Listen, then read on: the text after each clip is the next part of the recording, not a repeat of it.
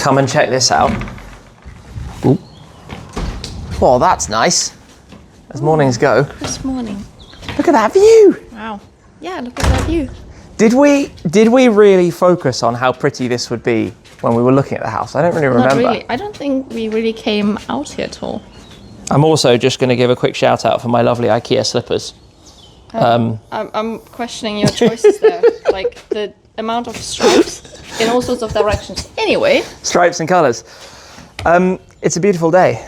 The weather gods are on side because today I am off to the Shmuseum to pick up the Puro, to pick up Brad. Some things that I ordered. Some things that you ordered, but also something a friend ordered. A certain F40. So I've probably got to make a move. You should go down, jump in the Skoda, get to the Shmuseum and go get an F40. We still at this moment in time have some heat pump issues. So we've got some radiators serving the job in the important rooms. But let me come on down where we've got a ton of mess, but we're making some progress slowly and steadily. I need to take these deck chairs back to the Shmuseum because they're not going to live here. The Mercedes scooter has popped up here as our means to get up the driveway towards the gate to go and open it in the morning, which works perfectly. I have an electric scooter at the barn, and obviously wellies are not going to live there either. They need a home. But let me go put my shoes on quickly and then hop in that. Okay, making my life as hard as possible. I got it. There we go. And then the other thing that I can do that's clever, given I'm carrying all of this, is the old foot under the boot. Open. Magic. See, these bits of functionality are actually useful. Right, where's my bag?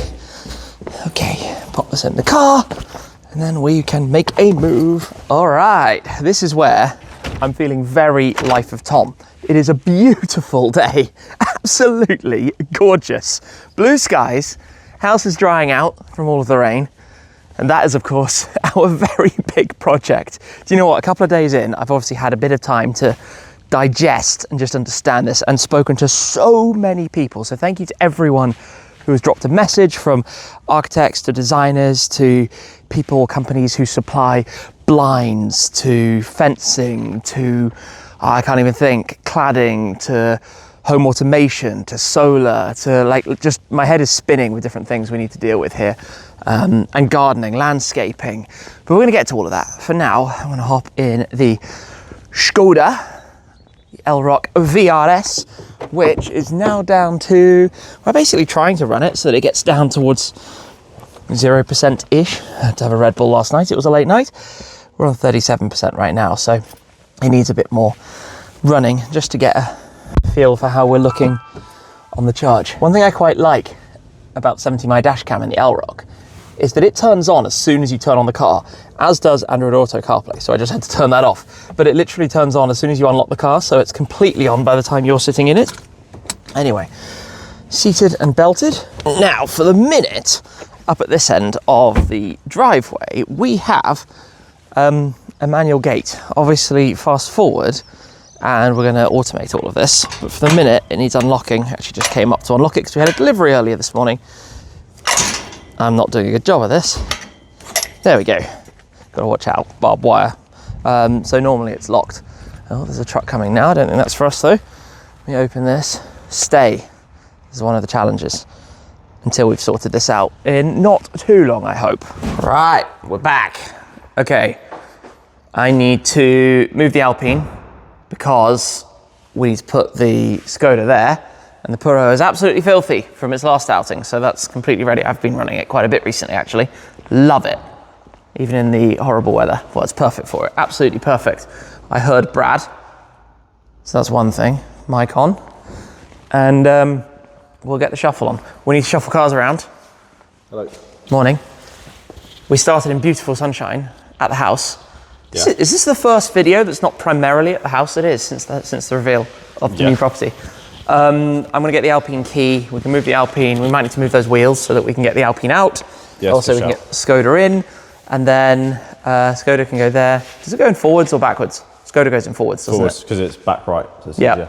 Skoda goes in forwards, and right, yes, we can get it charging and get this key, and then we can leave shortly. Alpine. Wait. I think the key had gone to sleep. I'm too used to this. You just walk up to it, it works. Yep. Oh, that's some precision parking. Well. Nah, you could have been more precise. Could have been. Coulda, woulda, shoulda. Oh, I hit my head. I almost guarantee my CarPlay is going to connect. Where should I put it? Next to the Focus? There-ish, in front of the XX. Could have gone there. Where are you going? Oh, I made a mess of that. Where are you going? Next to the Focus, I thought. You know how we've kind of made this the new second. Let's not hit the XX though. Yeah, you're good. I think that'll do. Let's go to in. And then I can write down my stick charge of it again. Oh yeah. Are you keeping track? I am keeping very nerdy tabs on this. Quite just interested in what it does. Bum, bum, bum. Oh, from one to the next. Oh wait, this one just turns itself. That's so typical that I did that. Okay. Dum, dum, dum. Let's not crash into all this stuff that's there. And squeeze it in. Sorry, Brad's BMW. Probably closer than Brad would like. But he's just got to deal with it. So we're on 24% at vehicle. Status. 543 miles. We just missed the startup outside of a GT4. Oh, I thought you were on about the Skoda. And I was like, No, why no. is that starting? We're joined by our friend Joe. Are we going to get this straight out? I think so. Do. Weather's good. It's sunny. Sunglasses? Shame this is dirty. Very dirty. Should I be taking something fancier? What? Should we be taking something fancier? Well, we took that last time. Yeah. You're looking at that, I can see. You're like, look at they? Yeah, but Didn't you just clean it the other day?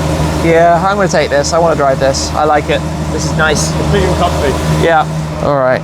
Warming up. 8,000 miles. Well driven. It's a beautiful day. It is lovely. Blue skies. Cold, but that's okay. What is it? It's 6 degrees. That's all right. And I don't know if you can see it in the mirror, but we've got a nice bright blue GT4 behind us. We do. I'm going to do the drop the window and see if I can get him to come past us. So wave at him. Go, go, go, go, Joe, go. No, he doesn't. Like, I'm going 45 miles an hour on the motorway. So is everyone else, apparently, though. Yeah. Okay. He's going to watch the video and be back and be like, oh, that's why you were going so slowly. Yeah. Well, that's the wave past.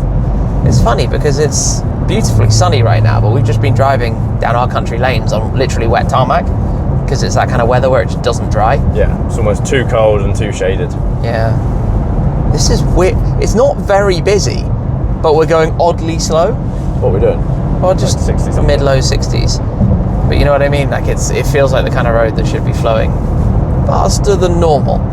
I would have liked some GT4 action, but I don't know how I'm going to convince him unless I pull in front of a truck and slow down. That's not a good idea. No, I don't mean like make the truck brake. Don't I mean, brake check the truck. No, I mean like slow down to normal truck speed. And then wave him through. Come on, Joe. Come on. Give him a wave. Come on. Come on. Is he going to come by? Come on. There we go. Nice. That does look good. Did you miss yours? Sorry? Did you miss yours? Oh, yeah, everyone knows I would have loved the GT4 RS. Yeah, but true. you know, things go the way they go, and some things just aren't meant to be. Rewind. The collector we're going to visit today, you and I actually went to collect his F12 TDF. Yes. We collected the F12 TDF. Well, he collected his F12 TDF. I would love to be collecting an Yes, F12 TDF. tell me about it. We took the SF90 Stradale, and it wasn't the best day because the window got obliterated with a double crack and then a separate one. Yeah, so 3 pretty big stone chips. All at the same time. Let's hope that doesn't happen to this today, because I'd be really unhappy about it. I don't know if we're going for a drive. We're heading to DK Engineering. He's bought the F40 from DK. If anybody doesn't know of DK Engineering, they are experts when it comes to cars like F40s, F50s. Yeah, I mean any hypercar really. Yeah, for sure. But particularly when it comes to big 5 Ferraris. Yeah. So we're heading over there. We will... Oh, we've got a Rolls Royce coming past in a second. Slow down so it can catch us. We'll probably have a nice reveal moment. I don't really know anything about his F40. We're going to learn it today. I guess it's red. I presume it's red. Most of them are. Spectre. Oh, very nice. Not Spectre, sorry. Wraith. I don't know why I said Spectre. Nice. Do you know what isn't nice? That Puma. Stays to that. Oh, that's probably a sore neck. That's not good. It drives though, it said. It's got one key and drives. Oh, and a V12 Vantage. Oh. What's going on? Are these all going to the collection as well? I'm suddenly wondering that. Cool. What? Very nice. Like, what? Where did that come from? To be fair, the sun is out. So everybody's got the nice toys out. That's how it's meant to be. How funny. There we go. Didn't make any noise though. No. Make some noise. It's funny, you literally just sent Joe a message being like, can you make some noise and be on video? And then he went. I think he was already going there before the message was sent. I think so too. Yeah, so we've now got a little convoy going on of different cars, which is cool. And we're just cruising in the comfy one. Actually, the Rolls Royce is the comfiest one here. Yeah, true. But this is the sporty, comfy one. Yeah. Found a Monster Energy truck. Do you think he has energy drinks? Because I could do it. No, it probably does. Big old Ram. That is the Monster Energy truck with its speaker system in the back as well. That's funny. Oh, we found a traffic jam. Yay! M25. You can't get around the M25 without, but there's an F40 at the end of the tunnel, so it's, you know. True. Oh, we also saw an 812 go past the other way. A very smashed 812. Yeah. Matt Armstrong's next project. Yeah, I think I saw a story of that car and someone said, Armstrong, do you want another one? Yeah, it was really smashed up. It was. Seems like that. I don't know what that is, Brad. That's the 770S. I can read that with a V8. It is. Does it have? It does. Yeah. Just because it says V8. Yeah, I can read. That's a good truck. That's It's a Scania as well. It's also in Trucker Tim colours, but it's not Trucker Tim. No. Oh, all right. Oh. Yeah. Why would you do that? But you've literally come to the. His lane was slow moving. Going well this morning. So I haven't actually said yet, but our friend today, we've seen a bunch of the cars: the STO 60th, the Sterato, the F12 TDF, and then of course when we were there, the very, very loud Ultimate, the SLR, Yes. manual F430. I'm trying to think what else was there. Oh goodness. I mean, they've got a lot of cars. A few cool cars. Anyway, he has now given the collection a name. The collection is the RLC Collection. So today we're going to join the RLC Collection. But of course he likes privacy, so we're not going to point the camera at the owner, but we are going to share the cars because that's what it's about, the passion, the excitement, and the fun of all of this. And I think this connects to our new project because it's about how cars create a passion, how they create something bigger than that, how they create a community, and there are a bunch of friends coming today to join. We're going to cool places, we're going to maybe go for a drive, we're getting everything together, and later we'll get back to the barn and go fix some stuff. But before that, we're just seeing where the day takes us. Yeah. And do you know what? This is the first time ever in the history of Shmee 150 channels that my camera has been on at DK Engineering. Really? I've been a couple of times, but never to one of the events, never to anything with a camera, only for private meetings. Okay. So I've never been. So obviously it's new for me in general anyway. I didn't even film when I took the Black Series to one of their events. Didn't film that day. Slacking. Yeah, well, it's just funny how that turns out. Yeah. But DK Engineering is such an established automotive business in this country, and it's not very far from us, yet until now, nothing. So over the years, many videos have been filmed on this road. Oh, there's a sign that says Burton Lane. Oh. Welcome to my neck of the woods. Is this where we're going? I guess this is where we're going. I think it might be where we're going. It's a nice 812 just there. What, GT3 RS? We've all got to figure out where to park. Being waved in. So obviously DK Engineering is invitation only. Yes. That's Blue Electrico. That's the colour of my... It's lovely. It's got a little stripe as well on the back. Little Italian we stripe. all going to squeeze through. What's to the left? What's to the left? Mura. Casual. Beautiful, Charlie beautiful. B. Say hello to James. Oh, there's a tank, quite literally. Good morning. How are you, mate? Good to see you. All well? How are things? All good, all good. Are you cool with us rolling videos and Of course, this kind of stuff? As long as I'm in it. You're in it. I'd love you. You know what? I'd love you to show us around the car that we're here to see today. Of course. Because I think there's probably nobody who knows it better. Hopefully. That's what I tell everyone anyway. Yeah. Fantastic. Where shall we squeeze in? Just next to the Porsche. So Perfect. Joe's done some stance parking. Yeah, we'll... Oh, that Chan Stradale down at the end. Of course. We're going straight round to the F40, but very quickly before we do, It would be rude not to come and have a quick nosy in here. we're going to come and have a proper look later. But T50, stunning CS, P1, lots of F40 Classic K documents, paperwork. Yes, that's and all really more cool. stuff around the corner. We're going to come back. For the minute, our first port of call is to catch up with the gang over here. It's funny, look. Big group of folks. Are you just ignoring the Speciale? I wasn't intentionally. I think they've sold that I to mean, a client given you've got one. for good money. We need to keep talking up Speciales. Well, I don't need to talk it up. The car talks itself up. They're brilliant. They are absolutely phenomenal. So you never know what's tucked away in the different garages around here. But I guess there's a... Well, I can see an F50. Where are we going to? Is that yours? Sorry? Is that yours? Yes, I just kept it a secret. Look how the GT4 is dwarfed by the Purosangue. Where is it? This is a cool room.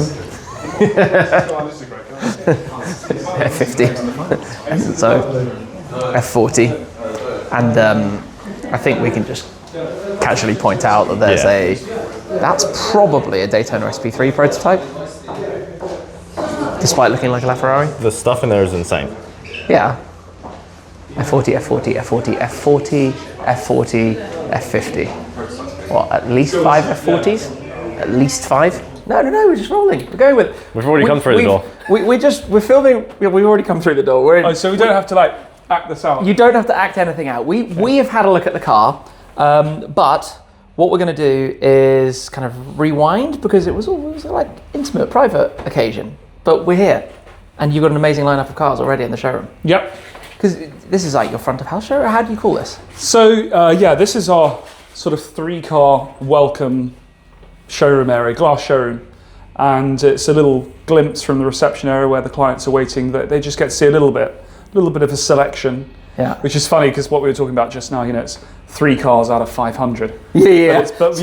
So we always try and have a bit of a variety. Should stress that I think we were just talking about it. DK Engineering is a huge operation with the cars you have in storage, all the different service areas, the number of spectacular cars for sale, for service, for storage. It's like all of those different pillars, right? And this is a very small sample here. Yeah, I mean, it is crazy how it's grown. And as we were saying earlier, I think today, numbers-wise, we're about 320 cars in storage. We have 60 cars for sale.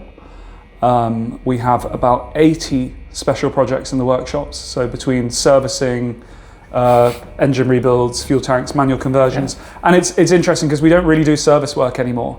Everything you see when we go in the workshop again, it's like 2 F50s, engine split, engines in pieces. Full rebuild, restoration. Yeah, 430 having a manual conversion, full restorations of 3 cars. We didn't actually see those. So yeah, there's so much going on in the workshop. And we're growing. We're building our new storage building, and we're going to have another 160 or so cars in there. Plus, it's got its own dedicated workshop with 6 extra ramps, 2 indoor washdown bays. It's mind-blowing, isn't it? It's mind-blowing. It's huge. Yeah. Awesome site. So, T50, very nice Chance Stradale. This is super interesting right now where this market's going. Yeah, I think so. So the T50 is cool. That's a car that we were supplied when it was new. So it was a slot I got for a really good client. That has been or is being sold purely because he's just had so many cars come. If you think about it, there are all these exciting things that were announced in 2020 onwards. And it was a long lead time from ordering a T50 to get it. Right, and everyone suddenly, all these cars are coming. They're like, oh my God, I've suddenly added 30 cars to my portfolio. And this just doesn't quite fit. He's very much a Ferrari guy. And it's the only matte black car from the factory. And it's also the only car that has carbon engine cover, as well as no glass in the roof. So it's all carbon across the back here, which is a really cool feature. Yeah, with the yellow driver's seat and the yellow accents, yellow calipers, it's simple, but it's actually really well thought out. So it's really cool, that car. And then, as we said, the Challenge Stradale. So this is a 3-owner from new UK car, Tour de France blue with Koyo, which is the dream spec in my opinion. And it's done 800 miles from new, and it's like new, absolutely like new. And I'm surprised we haven't sold it with everything that's been going on in the market, but I think we just read the curve earlier than everyone else. Yeah, I was going to say a couple of years ago, this might have been a £200,000 car. Now it's several. And a lot more. I think we launched it maybe a month early. Yeah. But we didn't know what was going to happen No, at the markets. auction. But this is, I mean, we're going to talk F cars as well, but the market for them has just gone mad. Yeah. It's gone absolutely mad. Yeah. Rightly so, though. You know, you've got the big five. Yeah. The little six, as we call them. Well, because the big six now, but we've got the little six. So I like it. Challenge Stradale, Scuderia Speciale. You know, all of these cars are really interesting, and at a price point, it's very collectible because you have to be super, super rich now. Oh, to get into the... To buy F40 onwards. To buy a full big six, you're what, 25 million pounds? Yeah, at least. Something like that now? It depends who you listen to, right? Yeah. But it's a different game, whereas the little six... That you could get there with £2-3 million pounds. Yeah. So, you know, it's definitely an interesting place to be. And I kind of think they're enjoyable at lower speed. Which for sure. is a big thing as well. These are all great cars. Yeah. CS, Yeah. the Speciale. And they look great, and they're suitably different, so that's cool. Yeah. Then we've got the P1. This again is the only matte black car from the factory. It's a car that's quite well known in the UK. We've just had Lanzanti go through it for a 10-year sort of anniversary service. So it's had a battery fuse board overhaul. It's had lots of suspension work, all the accumulators and the heave stuff and all those things that are really complicated, but done properly in the McLaren way. Not you know, I know some people are doing a bit of a retrofit, different alternative manner. This is proper McLaren Petersfield, as in Lanzanti. Like I said, you know, it's a huge amount spent on it, and we've reverted it back to factory spec because the calipers have been changed, the seats have been changed. Oh, I know which. Right. So yeah, this is the car that people, and stuff. Yeah, the purple bits are gone. Good. So it's back to factory. Which is really cool. And again, with all the Ferraris, I think these and a Carrera GT and a 918 just look like such good value for money. Considering where they sit in hypercar history. So yeah. It'll be time, won't it? Right. It'll be when the people who were teenagers when this came out. Exactly. Yeah. Get a little bit older, the demand for that's going to be enormous. Yeah.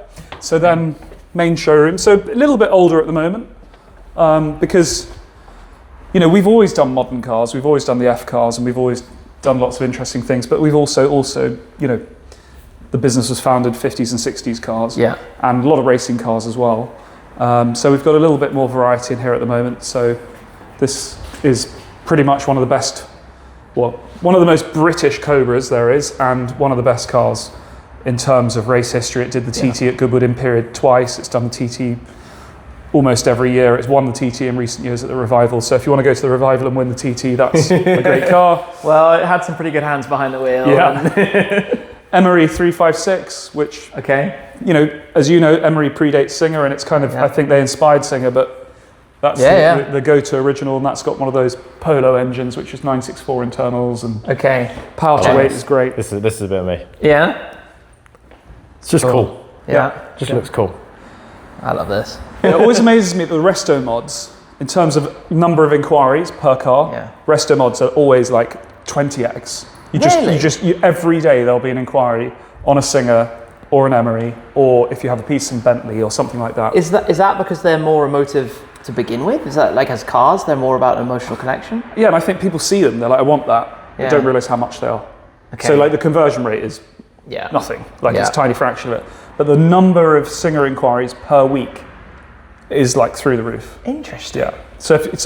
And actually, I think it's interesting that no one set up a business specialising, and maybe O'Gara slightly did, but specialising in resto mods. Like that's all they sell is it has to be a resto mod. It can't be standard. Singer, Gunther Works, Alcoholics. Because your database would be incredible after a year. If that's all you do. Alcoholics, you know, all those things. Just incredible. Everything. CLK DTM cab, right-hand drive as well. So I think it's one of 6. Yeah, the numbers are always given. It's not very. I think it's not a lot, is it? Because they were gonna build 80, but then they didn't even build all 80. I think, or something like that.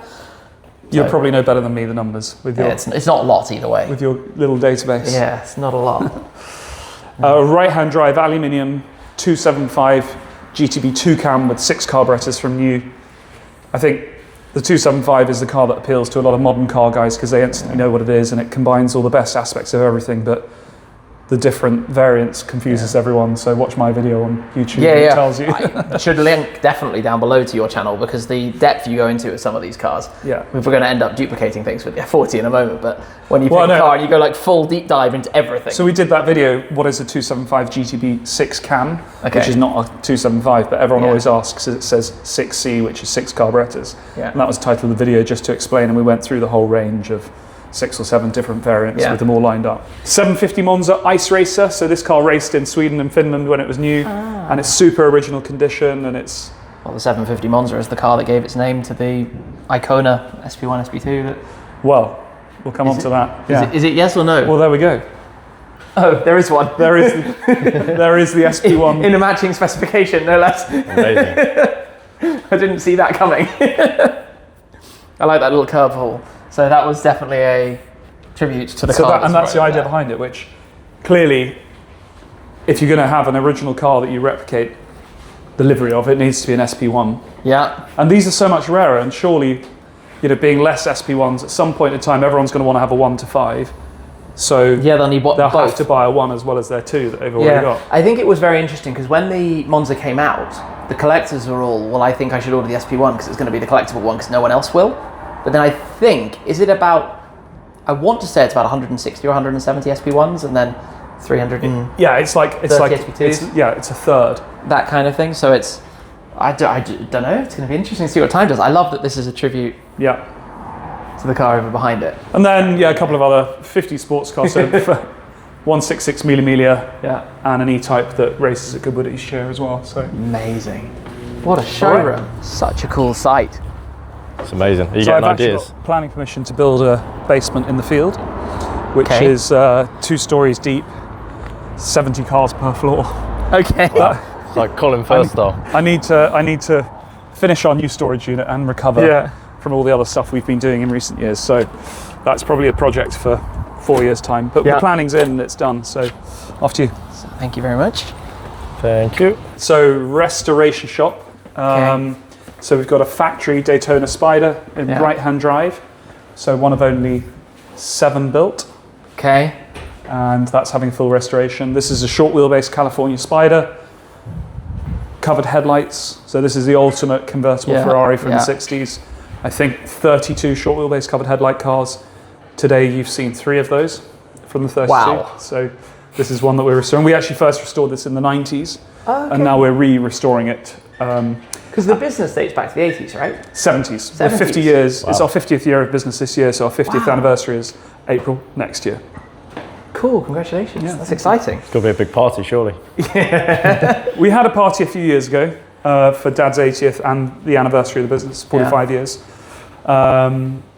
Towards the end of the year, I guess we've got to start thinking about doing some things for next year, but there's a lot of other stuff going on. And this looks like it was built yesterday. So this is a fully restored short wheelbase, but this is the RLC car. So this is the car that was famously left to the RLC in 2014 when Richard Colton passed away. He'd owned it for 40 years, and it made so much money at auction at the time that it bought not only a lifeboat, but as well as a lifeboat house as well. Okay. And we then totally restored the car.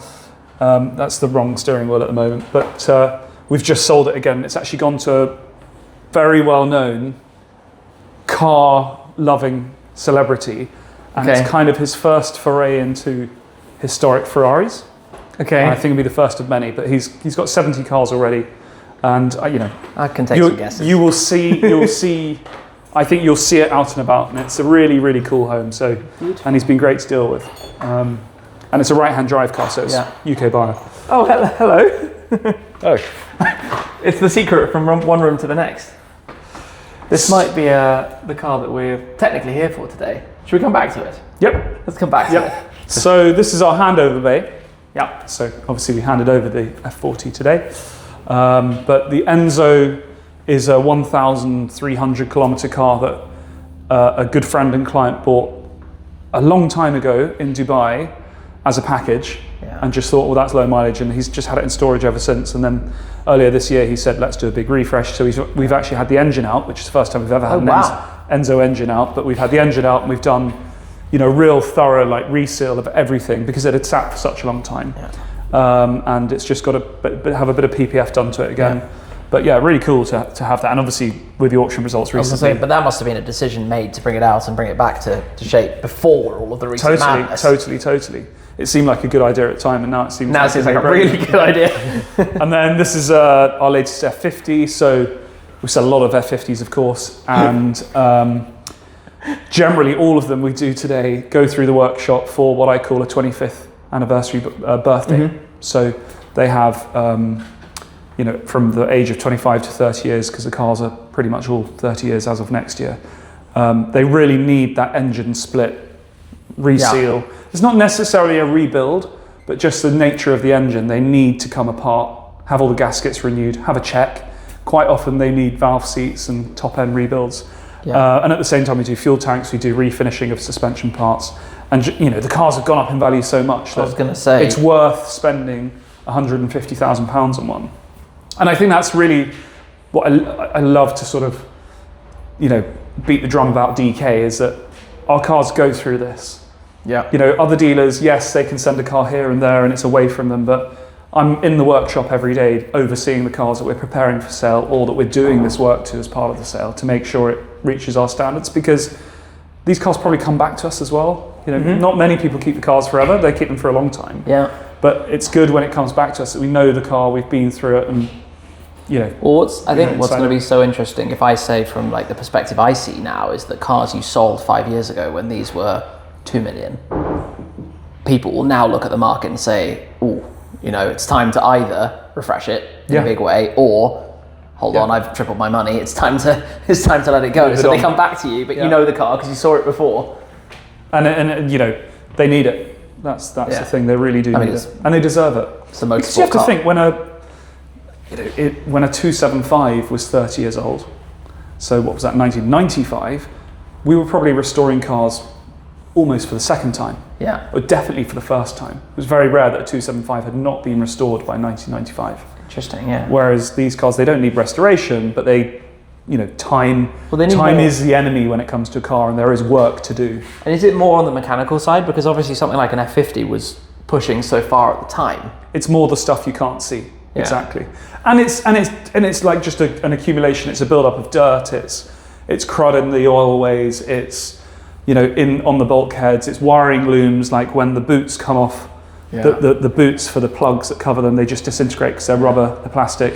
So we've got to replace those, and we've got a complete, stock of, I think, enough to do 50 cars. Like we had all the boots made for all the wiring looms, so that when we do the wiring loom, we can replace it all. Yeah. So we can do 50 of the cars. I feel like this is a treasure trove. For every room, there's something else to appreciate and admire. Yeah. And there's always good variety, which I love. Talking admiration. This is a 250 LM, one of the 32 or so cars built. Yeah. Of those 32, only 7 survive with their original chassis, engine, gearbox and body, because they were race cars and they all had hard lives. Yeah. This is one of the 7. It's a car we restored nearly 10 years ago. So it's immaculate. It's actually not done much since it was restored. The owner's really busy with work, but at some point in time we will go and do lots with it, and it's just in for service. It actually lives with us, the car, which is great. This is a really important 959 prototype.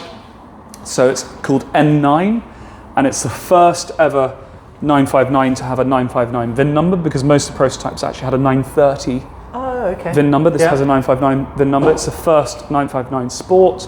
It is a full sport, so it's has the non-adjustable suspension, which is the weak point of the Comfort. Yeah. It was given to the owner of Arrow's Formula 1 team at the time. They tried to use a Porsche engine and it didn't perform, and it was a disaster, and he was given this car as compensation. But before that, Porsche had used it as a pace car for the 944 Turbo Cup and for Group C races and all that sort of stuff. So it's a really important car, low mileage, been in a museum in Japan for a long time. We bought it about a year ago. And we've just been, because it's one of our own cars, we've been overhauling it as quickly as we can, but other projects got in the way.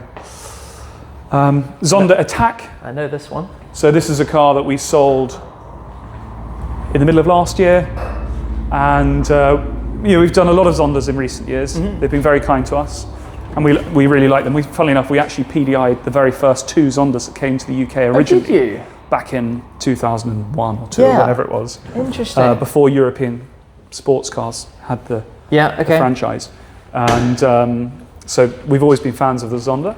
And the Attack was obviously commissioned by a collector to be the ultimate 760. Yeah, and the difference with this car is that it is still the original tub, so it's a Zonda Right. F tub. Yep, most of them As put a new opposed to the carbotanium tub, and exactly. over. Whereas this car is the original tub, which I think in the future could be a really interesting plus point of this car. The interior was very grey and black, Yeah. and so the new owner was like, "Can we liven it up a bit?" So we've done this tan with the checker. So sort of insert. you've done all of this work. We've done it with a trim shop that we work with. Okay. But it's to our specification Cool. and kind of our guidance, if you like. Yeah. But also the owner had a huge amount of input, and we bounced it off with him. But yeah, really pleased with the way it's come out. I think it's a great change with the green and the tan and the Mercedes-inspired seat centers. Yeah. I was feeling that old sort of Gullwing or old 300 SLR style. Or CLK GTR maybe. Right. Yeah. True. Then this is a 430 Scuderia.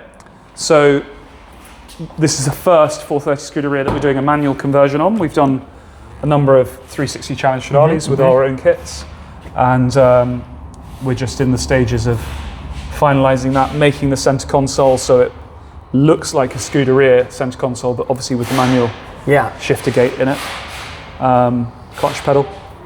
So yeah. It's Interesting topic that, isn't it? Because what fascinates me is there's obviously been a wave recently of CS and 599s and doing manual conversions. But how is that going to impact with what the market is doing with 430 Scuderias and Challenge Stradales? So it's totally reversible. Okay.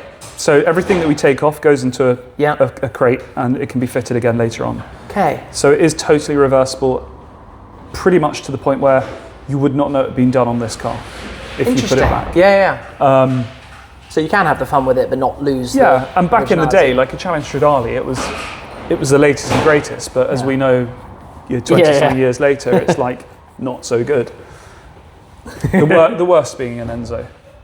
Yeah. But it's a matter of a couple of years before we do an Enzo for someone. Yeah. That'll be really interesting. That'll be cool if anybody's got an Enzo that would like a manual. Yeah, and we're ready. We've done the feasibility. Yeah? We know. Oh, okay. We know what we have to do. It's a little bit more. It's a lot more involved, but Yeah. Well, does it have? It doesn't have anywhere to put things. yeah. So you've got to design that center console to have the gear lever. You've got to route stuff, but it's doable. So this is our 360 Challenge Stradale demonstrator. So we've bought a Challenge Stradale and converted to manual to lend to guys who are interested in the project, because it's a big leap. Shall I manual convert my Challenge Stradale? So if someone's got a Challenge Stradale and they're thinking about the conversion, they can come down, have a go at it, borrow it for a day. Yeah. We took it on our tour to Greece last year, and it was really popular. Amazing. Yeah. I can imagine that's a good bit of fun. Just the newer cars will never have that engagement, that noise, that emotion, that whole feeling. It's just so raw. Yeah. And I think the Challenge Stradale was always good. Sort of on the down change, it had that great noise. Yeah. But you can do that yourself anytime you like now. Yeah. And you don't have to brake from great speed to do the down change to create that noise. You can just heel and toe down the bars. Yeah. So F40s, F50 split from its engine over there. Oh, look good on the wall. Front of an F50. Another Zonda. This we're doing big sort of service on. Yeah. So let me show you. Wow. It's like a maze, this place. It's a maze, but it's the best of mazes. So Mark's bored of me uncovering these because I've done it twice today, but I'm going to do it again. So we've got two F50 engines. This is the start of its journey. So you can see all of the crud. This is the build-up over, this car I think has done 45,000 kilometres. So that's 45,000 kilometres worth of dirt and what have you. And the car ran, but as it comes apart, Mark always says, it's a good job we pulled it apart. Yeah. And this one is the opposite end of the scale, where we've done all the work and it's now going back together. And the owner of this, Colin, he's done a really cool he's come in regularly and filmed it with Mark, and Mark's been explaining it on his Instagram, Tipo Zero.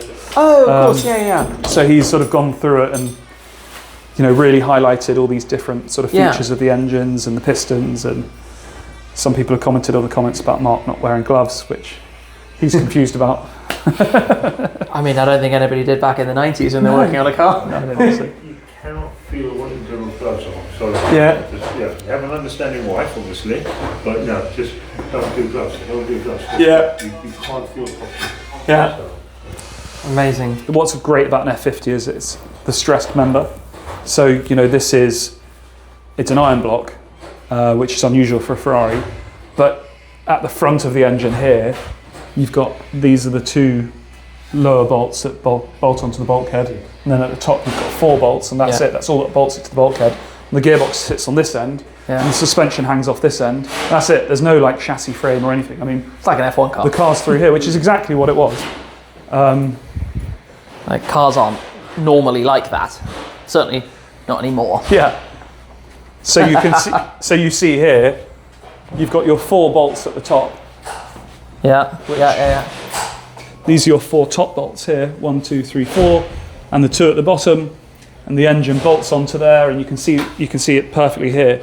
The gearbox bolts onto the engine, the suspension's off the gearbox.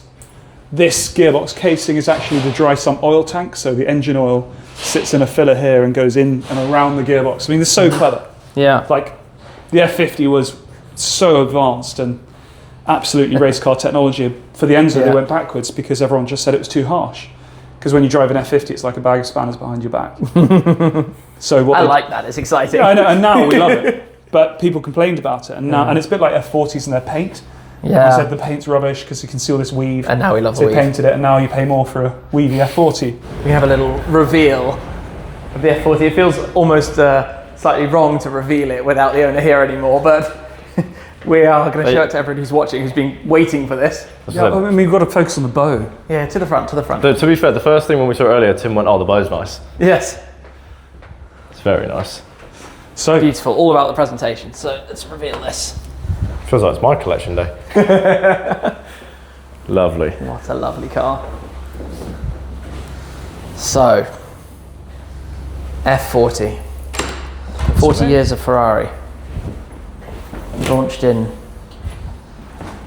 Which year did it launch? 87 or 86? 87. Launched in 87. Ferrari was founded back in 47. yeah, Enzo's last car. And we've actually, with Petroleum & Co, we've put together an amazing documentary over the last 3 years.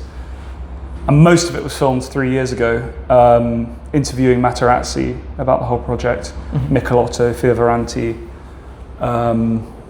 a few owners along the way. And we just haven't launched the film yet because we've got 3 more interviews that we want to get. And one of them is a celebrity pop star who's had a lot of F40s around him, and he's just been quite difficult to pin down. But he did promise me this week that he's going to do it. So we should be launching that later this year. So this is like a teaser light Yeah, before your full... and the film is fantastic. It's so interesting because it's told by Materazzi very truthfully, which, you know, from his point of view, it was absolutely Enzo's last Ferrari. Yeah. But it was done in secrecy, and it did so much for Ferrari at the time, who were really not in a great place when you look back at their history. Yeah. You know, the models that they were producing were nothing like this. Yes, they'd done the 288, but they were nothing like as good as this car. And, you know, they went on to build 1,300 of them because it probably had a good hand in, you know, getting Ferrari where they are today and perhaps keeping them on the map. And for so many people, it is the iconic Ferrari. It is. Like, It it's really the is. one that... I think if you asked all car people in the world which is their favourite Ferrari, the answer that would be the most frequent would be this. People always say to me, oh yeah, but the F40, they built so many of them. And I always say, yeah, but if we're talking about the big 6, and there was no price difference, and you had 100 people in the room, the majority of people would put their hand up, I'll take the F40 if I can only take one. No like price involvement, I'll just take the F40. Yeah. And you know, like the demand is so high for them. Yes, the supply is higher than any of the other models, but the demand is like way higher. Multiple X. It's funny, isn't it? It's all about that. It doesn't really matter how many were made if the demand is relatively higher. And I wonder whether, when we get to the end of it, whether the number of SP3s built is more. So this particular car, this is a later car, isn't it? So it's a Cat non-adjust. It's a 1990, so it's kind of in the middle. It's mid 1990 is around about where they moved from non-Cat to Cat, and that was because of European legislation basically at the time. They had to add the Cat. So around about chassis number 83,000 which doesn't mean it's the 800, doesn't mean there's 83,000 cars, but they start at like 7.7 and they go up, and obviously there are all the other road cars in the middle there.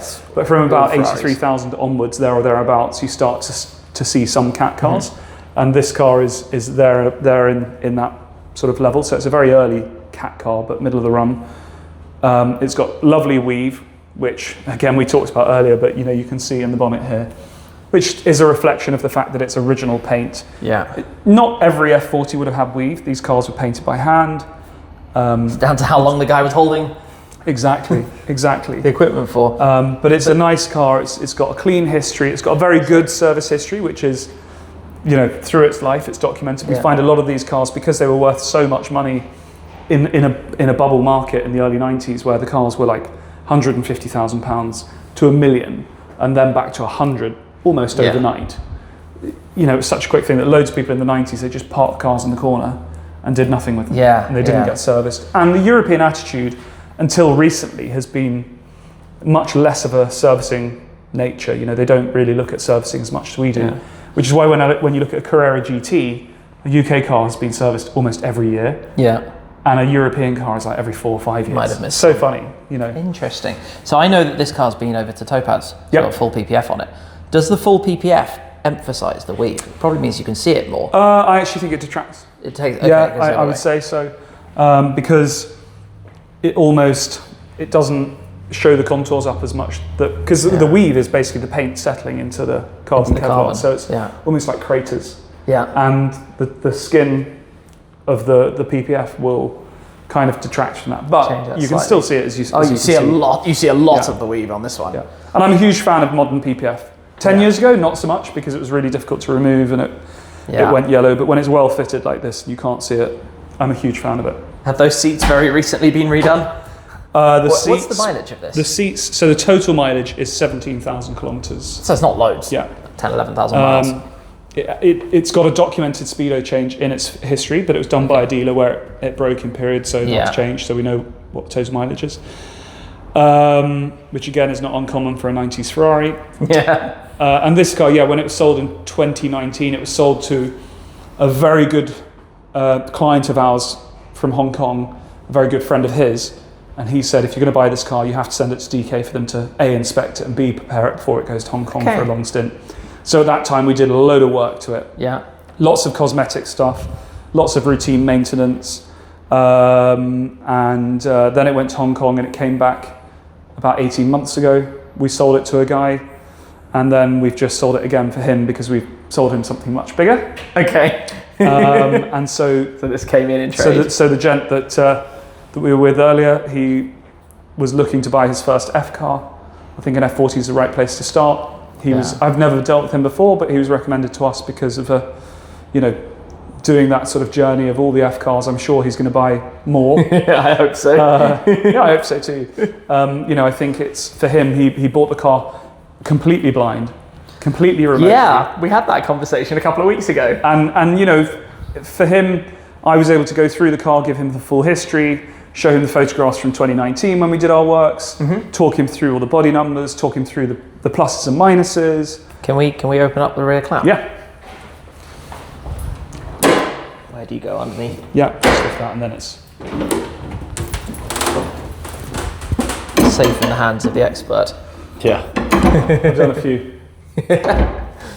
Do you have any tab on how many F40s have come through your hands? Yes. Triple digit number? Yeah. We did a tally a few years ago. We were over 300. Sales wise. Now, obviously, some cars we've sold more than once. So they get double counted.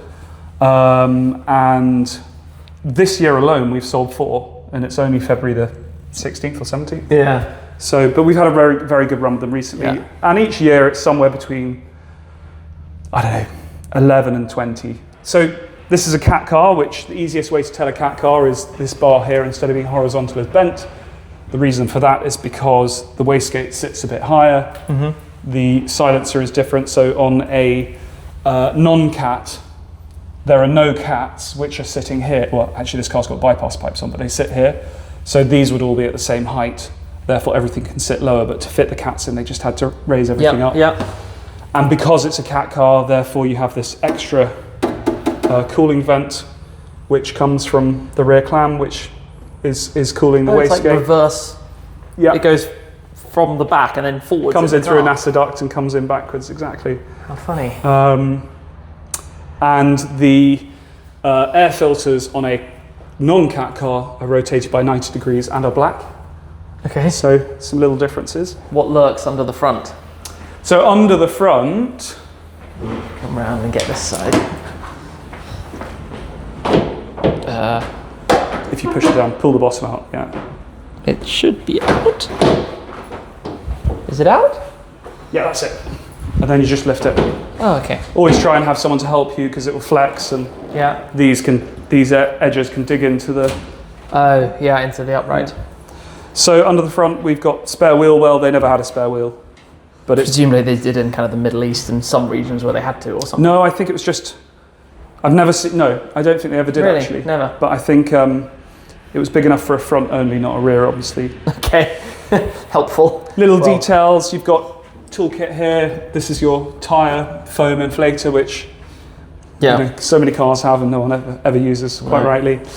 Very simple when you look up. Being a cat car, this has a wider battery access panel, Okay. because from cat cars onwards you can have adjustable suspension. The reservoir is in there for the hydraulics, so Yeah. you need to get at the reservoir to top up Yeah, hydraulics yeah. and service. That's why they went wider. Doesn't mean that all non-cat, non-adjust cars should have a narrow opening, but Yeah. just like the narrow ones only belong on the very earliest cars. Got it. So we learn all these little details Mm-hmm. as we're buying and selling these cars over the years. And there kind of is like, you can work out the progression of where things changed and what suits what. So there are certain things that you should only find on an early car, and vice versa, only things that you find on a late car. But yeah, it's very basic. Brake cooling ducts, stamps on the suspension, which sort of designate the specification the car was built to. As you go through the car, you see that the earlier cars were so much rougher in terms of their finish. You know, like the very early cars have a split wheel well here. It's really rough Kevlar finish. Okay. Same on the sills when you get in the car. Whereas when you buy a car like this, it's kind of 1990. This is not really the original run of circa 350. We're a bit further along than that. Yeah. But by that time, they were like, we need to build a car that is actually better quality, Yeah. because we're building a lot of these and we're charging a lot of money for them. Yeah. And you see it but I like that on an early car, that it's really rough and ready. And so many times I've had great early cars and people come to see them and say, I don't like it. It's really scruffy. Yeah. I don't like this car. And I'm like, for me, that's charming. I love it. So when we fit our lift system, we have a discrete button on the dash. All of the kit goes under the floor here. Right. It's all bolted in on a special frame that we have made that you can remove later on. Yeah.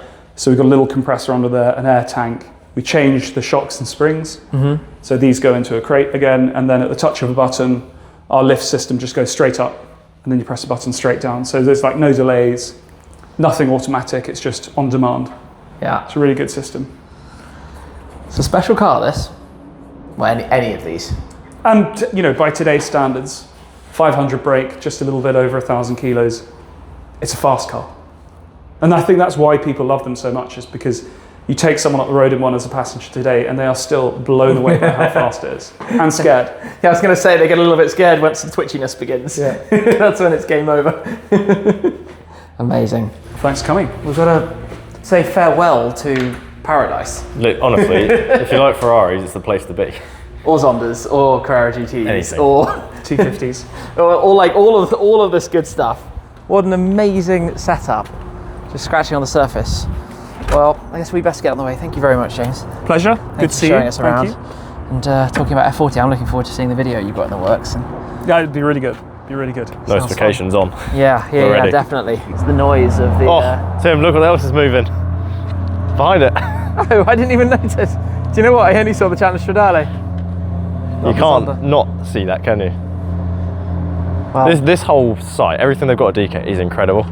facility is absolutely. I think that's just going into the bay at the end. And obviously, I've spent lots of today looking at like their shutter doors and all this stuff, because they've clearly obviously gone for like the best of the best for everything. Well, the inspiration, just as you look around. Yeah. Different doors. So my camera on my phone is a few pictures of some of the like nice cars that we've been in, seen at places. Yeah. And then a photo of like a shutter door or this or that or some lighting. I should add that James has very kindly also shown us some of the secret rooms and storage areas and things, Yeah. which this is, it's second to none. It is mind blowing, honestly. Cold start. There we go. It's off. Couplers on as late. I can't even begin to scratch on the surface of some of the other cards we've seen today. It doesn't make any sense. Like So- what we filmed here is it even a third? Is it less? It's not even a third. I mean, obviously a huge congratulations to my friend on adding this extraordinary car to his collection. The F40 is something really special.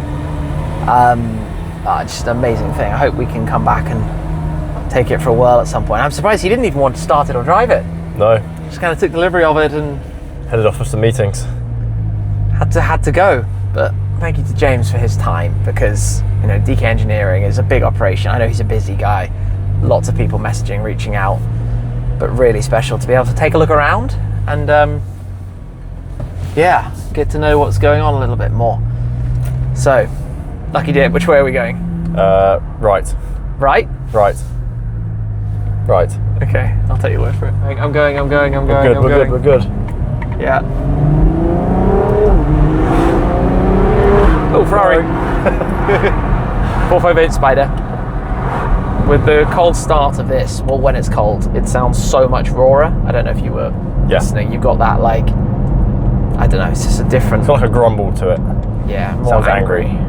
There we go. That's two words we've just done in sync. Ferrari and angry. I just can't say anything then. So, where are we going? I think back to the Shmuseum. Just drive straight. We'll find it. Go on then, ask me the question. Where are we going, Brad? Where are we going? We're actually going to this really amazing place called DK Engineering for the first time ever Why are we going there right now, Brad? to look at cars.